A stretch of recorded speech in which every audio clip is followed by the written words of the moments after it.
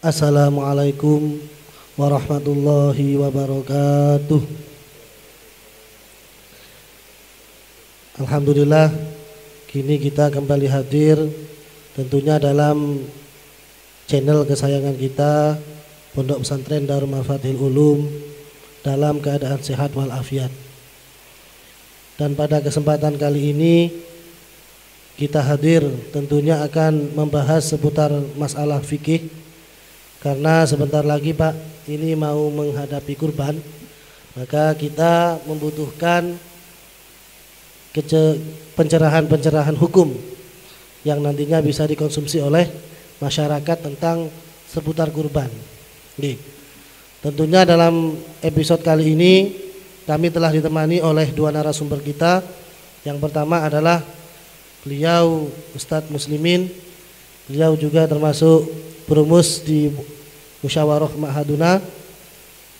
Yang kedua Bapak Ustadz Muhammad Ridwan, beliau juga termasuk perumus di Musyawarah Ma'haduna Pondok Pesantren Darul Mafatihul Ulum. Insyaallah keduanya dalam keadaan sehat gibagi.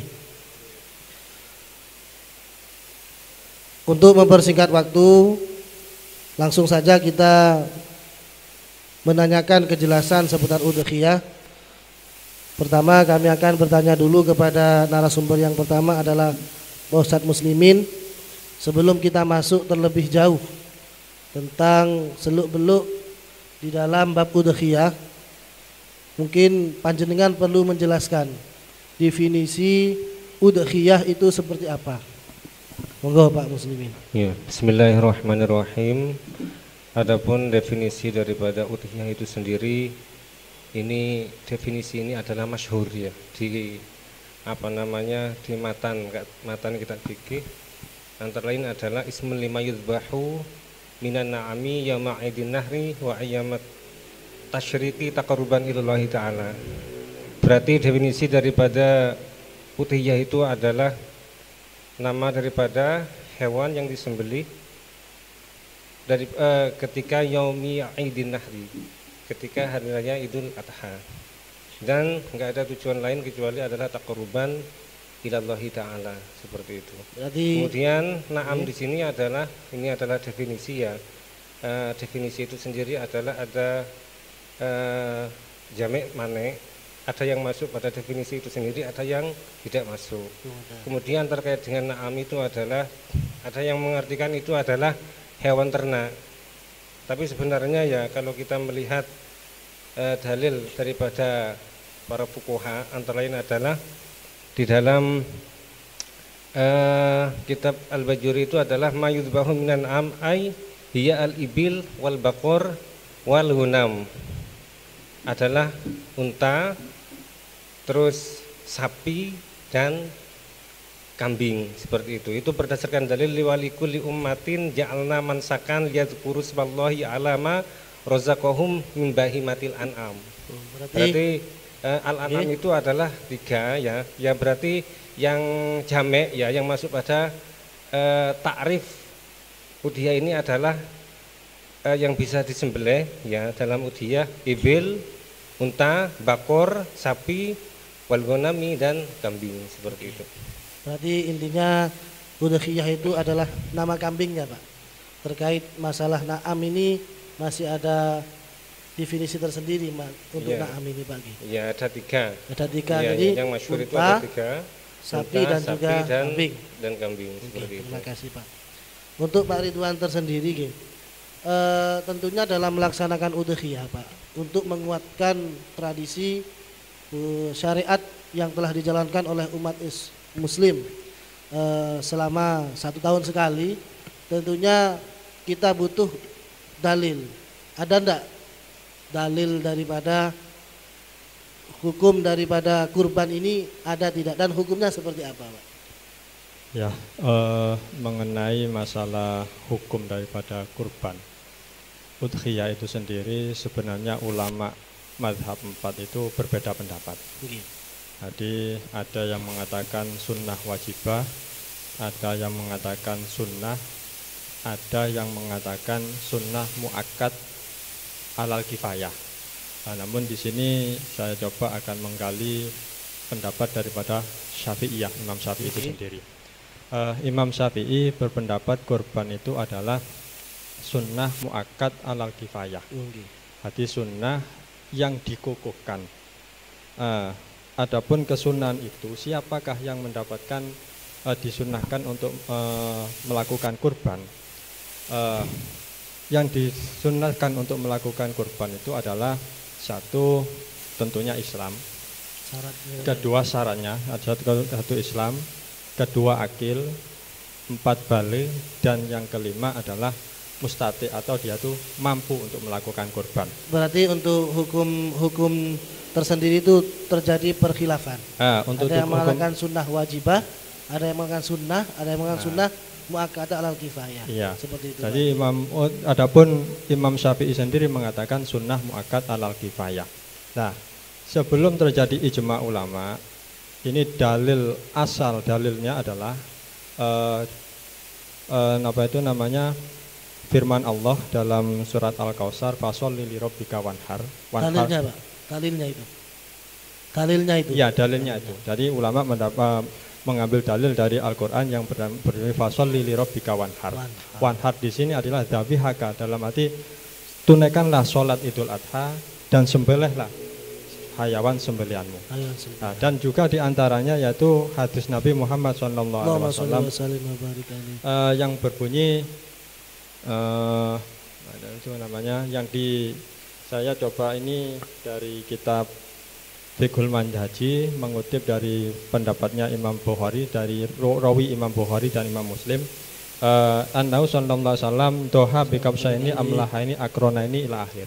Jadi di situ dasar dalilnya adalah diantaranya bahwasanya Nabi Muhammad itu berkurban hewan berupa domba yang dominasinya adalah warna putih dan mempunyai tanduk.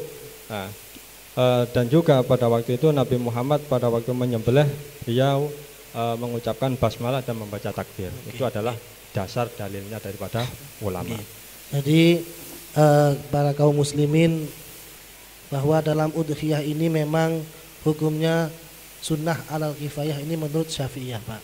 Dan untuk dalilnya telah dijelaskan oleh narasumber kita tadi, ada dalam surat Al-Kautsar, fasholli lirabbika wanhar, dan juga ada hadis yang dikutip dari Imam Bukhari Muslim semacam itu. Jadi tidak perlu ragu lagi tentang dalil kurban ini. Untuk Pak Muslimin tadi mengatakan bahwa dalam udhiyah itu adalah hewan yang disembelih. Jadi atadika, ibil, sapi dan juga kambing. Menurut panjenengan sendiri, dari ketiga tersebut itu ada ndak kriteria hewan dari 3 macam tadi yang boleh untuk dibuat udhiyah dan yang tidak boleh dibuat udhiyah? Maksudnya apakah persyaratannya Persyaratannya persyaratan usianya apa, hewan yang misalnya cacat atau seperti apa? Nah, makanya itu perlu dijelaskan, Pak, secara gamblang. Tadi dijelaskan bahwa yang dimaksud minan na'ami ya, hewan yang bisa dijadikan kurban di sini adalah 3, yakni ibil, unta, bakor, sapi, gonam, kambing. Yang pertama ya adalah kambing ya. Kambing ini ada yang jenis domba ya, ada yang jenisnya adalah kalau orang Jawa ini mengatakan wedhus kacang istilahnya. Kemudian kalau yang kambing jenis domba ini fiha al-jaz'u minad-dhani, berarti kambing yang sudah berusia, domba yang berusia 1 tahun dan menginjak umur 2 tahun. Atau anafis saniya. Kemudian yang kacang ya, yang kambing jenis wedhus kacang kata orang Jawa, sani minal ma'zi, itu syaratnya harus berusia 2 tahun dan menginjak usia 3 tahun. Ya, ini adalah kambing. Kemudian ibil ya, unta. Unta itu harus berusia 5 tahun dan sudah menginjak pada usia 6 tahun ya. Kemudian yang sapi ya itu sani minal bakor, berarti sapi yang sudah berusia 2 tahun. 2 tahun. Dan sudah menginjak wato'ana fi salisah, sudah menginjak usia 3 tahun. Nah, bagaimana tentang masalahnya kambing ya? Ini kan ada istilah kambing itu puel, ada kalanya kambing itu enggak puel seperti itu. Ini ada tambahan daripada ulama itu sendiri. Kalau seandainya ini misalnya di dalam kitab Al-Bajuri dijelaskan ya. Kalau seandainya enggak usianya 1 tahun ya, domba jenis domba, lam yajza muqaddamu asnanihi qabla wa illa ajza'a anir rajih. Wa huwa ma lahu sana aywa lam yajza muqaddamu asnanihi qabla wa illa ajza'a ala rajih. Tapi kalau sudah puel ya, kambing itu sudah puel, arti gigi depannya ini sudah lepas. Maka cukup walaupun enggak sampai usia 1 tahun, tapi dengan syarat di sini harus balago, sudah berusia 6 bulan seperti itu. Berarti di atas 6 bulan Pak Gi. Ya. Meskipun tidak sampai 1 tahun domba tadi, sudah tapi gigi lepas. depannya itu sudah poel, sudah lepas, poel, ya. Maka itu cukup untuk dibuat ya, udhiyah. ya. Ini apa dasarnya ulama seperti itu? Karena ini ada bimanzilatil buluk bil ihtilam, ada bimanzilatil buluk bisini seperti itu. Berarti kalau ada orang itu orang itu bisa laki-laki ya dikatakan balik ketika sudah ihtilam, mimpi basah. Ya. Kalau enggak mimpi basah berarti batasannya umur 15 tahun. Sekarang kambing ya, misalnya jenis domba. Ini syaratnya harus 1 tahun. Tapi kalau sebelum 1 tahun menginjak 2 tahun tapi sudah lepas gigi depannya ya, maka yang diiktibar yang bisa dibuat udhiyah karena lepasnya gigi itu tadi. Tapi dengan syarat harus berusia 6 bulan seperti itu. Kemudian tadi ya dijelaskan persyaratannya ini adalah, tapi kalau di masyarakat itu ada yang melihat itu adalah puelnya gigi ya. Ada yang enggak melihat itu. Tapi yang lumrah kebanyakan di masyarakat itu yang dilihat itu adalah lepasnya gigi depan, yakni puel. Tapi syaratnya kan harus. Tapi sebenarnya walaupun enggak puel, asalkan diketahui usianya ya tadi seperti tadi, kambing jenis domba 1 tahun menginjak 2 dan jenis kacang usia 2 tahun dan menginjak 3. Ya kalau bakor di situ harus menginjak usia 2 tahun dan menginjak usia 3 tahun. Kalau unta harus berusia 5 tahun dan menginjak ke 6 tahun seperti itu. Jadi kan tadi domba itu kan ketika masih belum masuk ke usia tadi itu dan lepas dulu giginya maka cukup. Apakah sama? Sapi dan juga unta juga sama Pak? Enggak, ini cuman di dalam Bajuri ini contohnya adalah kambing saja. Yaitu minadok nih seperti itu. Berarti kalau sapi dan juga unta memang harus memakai usia tadi itu. Memakai usia. Jadi ketika berarti ini yang disampaikan ya secara jelas, secara gamblang di dalam Al-Bajuri itu adalah masalah jad udok nih. Kambing jenis domba. Ketika sudah berumur berapa? Ketika sudah berumur 6 bulan kok gigi depannya ini lepas, maka sudah cukup seperti itu. Terima kasih. Untuk yang terjadi juga di masyarakat, kami bertanya kepada Pak Ridwan bahwa di masyarakat itu terjadi arisan ataupun iuran dalam melaksanakan kurban. Misalkan ada 7 orang misalkan atau kurang misalkan, ini melakukan iuran, urunan lah istilahnya. Ini menurut syariat ini boleh apa tidak Pak? Jadi batasan minimal maksimal iuran itu sampai berapa orang Pak? Ya sebenarnya memang dalam mengeluarkan melakukan kurban itu memang ada tata cara sendiri, ada SK-nya, ada syarat dan ketentuan berlaku. Ketika mau melakukan urunan atau iuran berkurban itu memang ada batas maksimalnya. Kalau kambing itu maksimal 1 orang, jadi tidak boleh melakukan urunan kalau memang kambing. Tapi untuk jenis sapi atau onta itu maksimal 7 orang. 7 orang. Maksimal 7 orang. Jadi kalau di masyarakat itu biasanya di sekolah-sekolah itu melakukan urunan buat kurban. Bahkan satu sekolah itu melakukan urunan, ada kalanya 5 ribuan atau 10 ribuan. Itu sebenarnya istilahnya mendidik untuk melakukan kurban, mendidik untuk bersedekah. Sehingga apakah di sana itu dikatakan kurban atau gimana, itu bukan dikatakan kurban, tapi dikatakan sedekah biasa. Jadi ada batas maksimalnya. Ketika di sini di kitab Fathul Qorib itu diterangkan bahwasanya ketika berupa onta atau sapi itu maksimal adalah 7 orang. Dan ini pun berdasarkan dari hadis yang dirawikan oleh Imam Muslim, bahwasanya memang maksimal. Iuran itu juga memang ada dalil hadisnya bagi. Ya ada. Di diriwayatkan oleh Imam Muslim bahwasanya pernah Nabi Muhammad itu berserta dengan sahabat. Ini saya bacakan langsung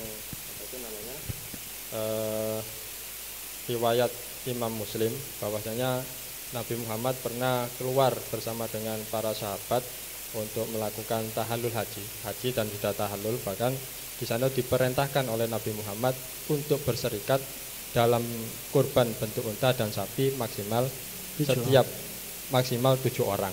Nah, maksimal 7 orang. Ini diriwayatkan oleh Imam Muslim.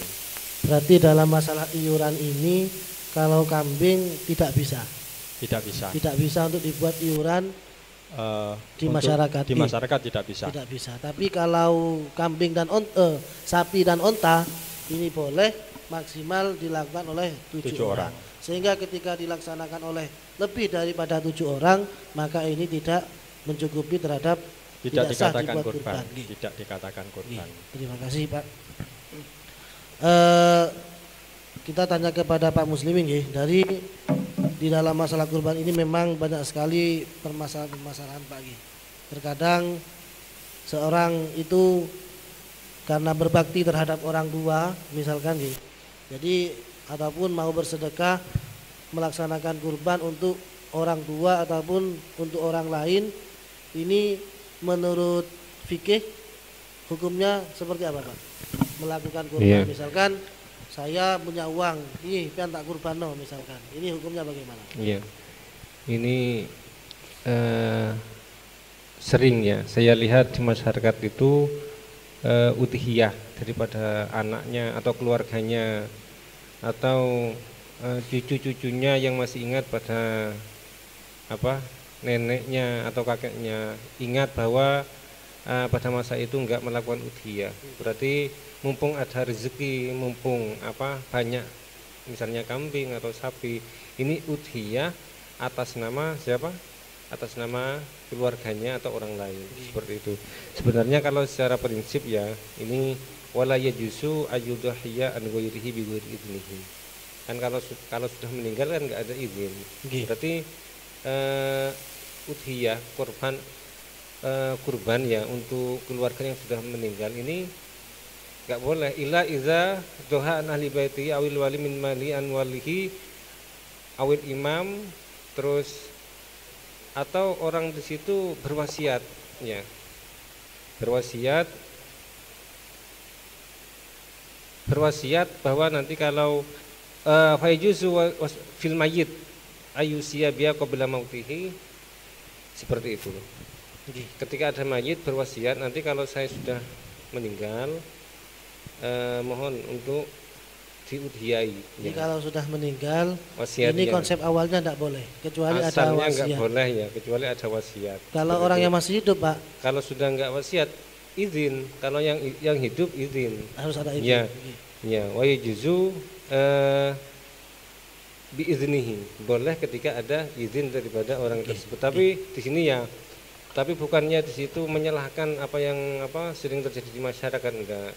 Ini misalnya dalam kitab Mughnil Muhtaj itu ada pendapat qil lah, dikatakan bahwa boleh walaupun enggak ada wasiat untuk orang mati. Itu orang mati, walaupun enggak ada wasiat daripada orang yang di udhiyah tadi, yang meninggal tadi, ini boleh, ya. Karena apa? Karena udhiyah ini adalah dorbun minas sodaqah, ya. Walaupun nggak wasiat, wakila tasih al-tadhiyah anil mayyit wa illam yusi biha li'annahu dorbun minas sodaqah. Karena udhiyah itu adalah sodaqah. Terus wahya tasihu anil mayyit wa tanfa'uhu, sah anil mayyit wa tanfa'uhu, dan adanya pahala kurban ini sampai ada manfaat yang kembali terhadap mayit. Ya. Wa taqaddama fil wasaya anna Muhammad bin Ishaq as-Saraj an-Nisaburiyah. Ini ada ulama besar, ya. Beliau ini Asyakhul Bukhari, masyayikh yang ada di Bukhari. Itu khotama ala Nabi sallallahu alaihi wasallam aktsara min asyrati alaf. Baca Al-Qur'an khatam lebih daripada 10.000. Dan untuk diberikan kepada baginda Rasulullah.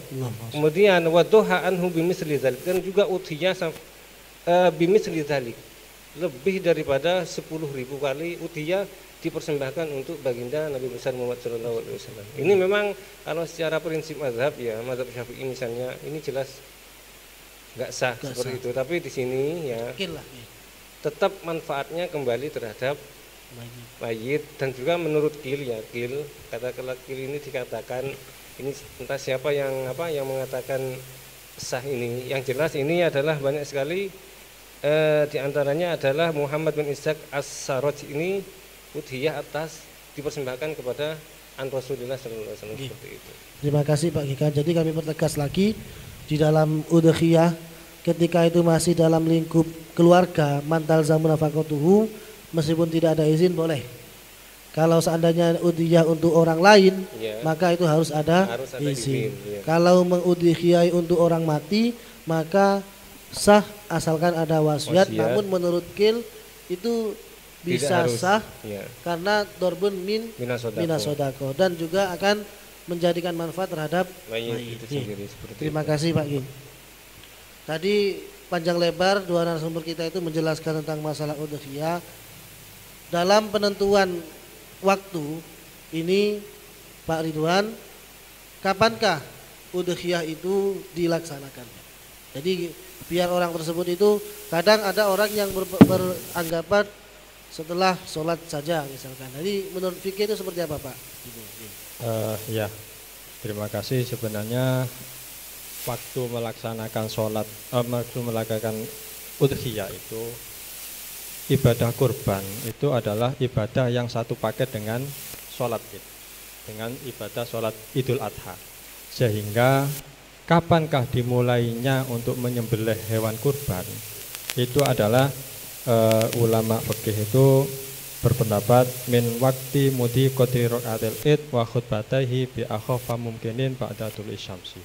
Dalam arti kapankah mulainya melakukan kurban atau sembelihan maksudnya, yaitu mulai masuknya waktu sholat id, yaitu keluarnya matahari dengan rentang waktu sekiranya bisa dilakukan 2 rakaat Idul Adha ditambah dengan 2 khutbah, baru boleh melaksanakan sembelihan tersebut. Namun yang lebih utama adalah lebih lama lagi pada irtifa'i syamsi, yaitu waktu duha, setelah waktu duha. Nah, kapankah akhirnya? Akhirnya adalah nahari ayami tasyrik, ghurubus syamsi fi akhiri ayami tasyrik, yaitu hari tanggal ke-13. Apa itu namanya? Terbenamnya matahari hari ke-13. Nah, itu adalah akhir daripada sembelihan hewan kurban. Tidak, apakah boleh di luar itu? Ini adalah batasnya, batas waktu diperbolehkannya. Gitu. Berarti mulai daripada kurban ini, yaitu kira-kira setelah melaksanakan 2 sholat id dan 2 khutbah yang ringan. Namun yang lebih utama sekiranya irtifa'u qadri rumhin, atau masuknya waktu duha.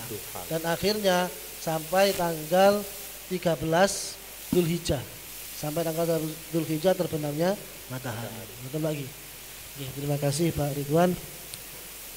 Untuk di dalam masalah kurban ini Pak, adakah hewan-hewan nantinya